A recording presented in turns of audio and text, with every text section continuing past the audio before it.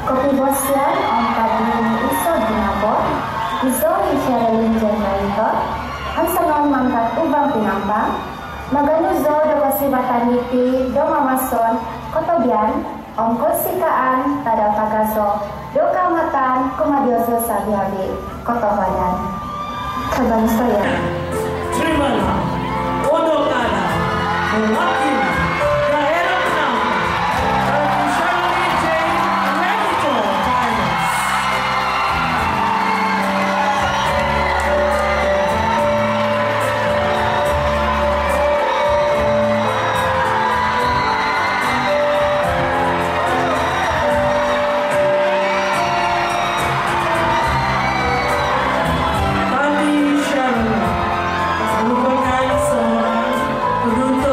Lulusan diploma.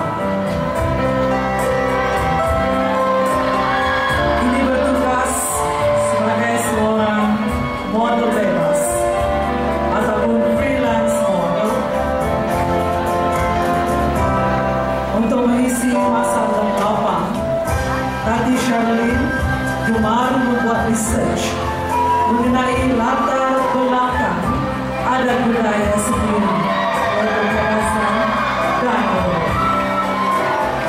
Namun mempunyai cita-cita untuk menjadi seorang pensyarah ataupun psychiatrist.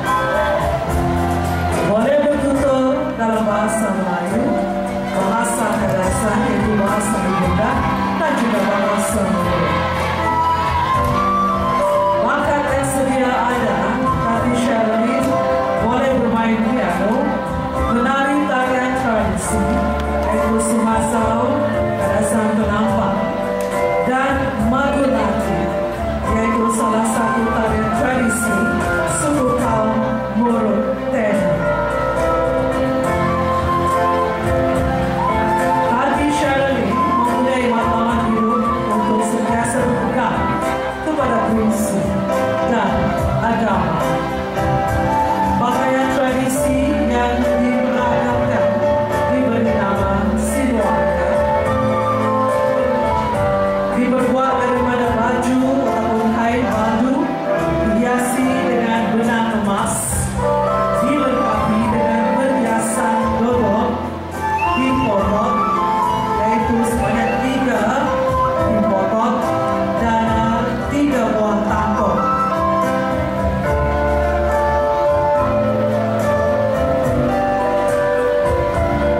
Pakaian ataupun baju kadasan Siluaka ini juga turut dihiasi dengan subang ataupun anting-anting, gelang tangan dan juga rantai.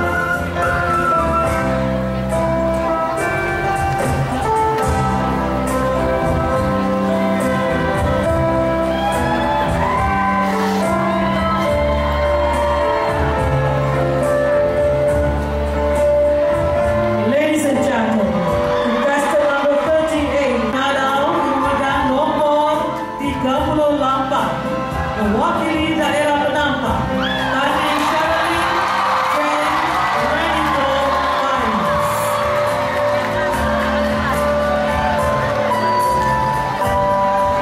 Kopi bosian tadi Sherilyn. Bosian Madiau, Terima kasih. Basri, Tadi payah sikoi onu I Navasanu untuk dinoi dari Museum Sabah di Kabupaten.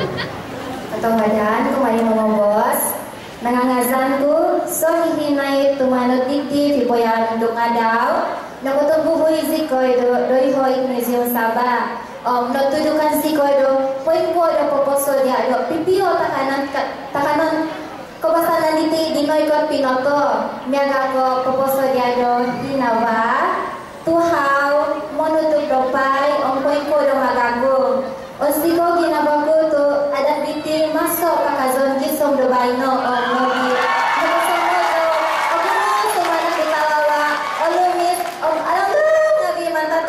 sebaik opi mananku osiku topo-topo ngabi ke semana talanggau jadi kominai ko ngabi kanono topo sizo iti takanon basan ombos ketino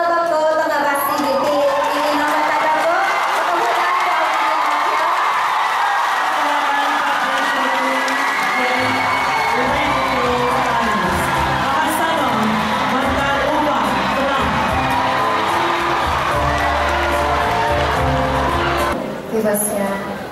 Pada Syarmi soalannya, sekiranya Anda terpilih sebagai unduk nada peringkat negeri, apakah aktiviti berfaedah yang Anda cadangkan patut diadakan sepanjang tempoh memegang gelaran tersebut?